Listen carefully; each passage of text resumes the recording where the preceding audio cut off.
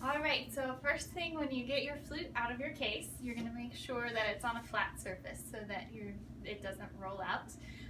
And we want to make sure that the label is facing up towards the ceiling. That is going to ensure that you open up the correct way, that your flute doesn't fall out and get damaged. Also, you can check to make sure your latches are going to face up so that, again, you're opening the case the right way. So when you unlatch the case, your flute should be nice and pretty on the flat surface. There are three parts to the flute. The long part is called the body. We also have the foot joint, the smallest part, and the head joint where all the sound is produced. We're going to start by taking the body out of the case first. When you take the body out, make sure that you grab from the ends, never from the keys or the long rods on the side, because they will get damaged very easily. So we're going to put our fingers in the end and lift out level. You can grab, right here's a nice place to grab around the barrel so that you have a firm grip as you assemble the flute. And next step, we're going to take the head joint out. Again, make sure that you have a firm grasp on the head joint. The lip plate is a delicate piece, so you don't want to grab there, but anywhere else on the edges of the head joint should be fine to grab. And we're going to take the head joint, place it straight into the body, again holding onto the barrel. You want to make sure that the head joint is going straight into the body.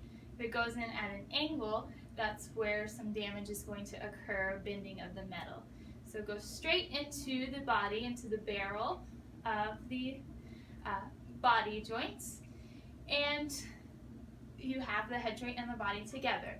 To align this properly, you want to make sure that the embouchure hole is in line with the first key. So you can tilt and look this way to make sure that the first key is in line with the lip plate and the embouchure hole. You also want to make sure that you have just a little bit of room here pulled out from the head joint. If you push all the way in, you're not going to be in tune properly. So we have our head joint and our body aligned. The last step is the foot joint. You're going to grab towards the bottom of the foot joint. Again, never by the keys or the rods. So you can grab down at the bottom. You have some space there. Wrap your hand around. And this is even more important that it goes straight on, because of the small amount of metal gets bent very easily and the foot joint can fall off very easily. So again, we're going to go straight on to the body, the twisting motion, and you have your foot joint.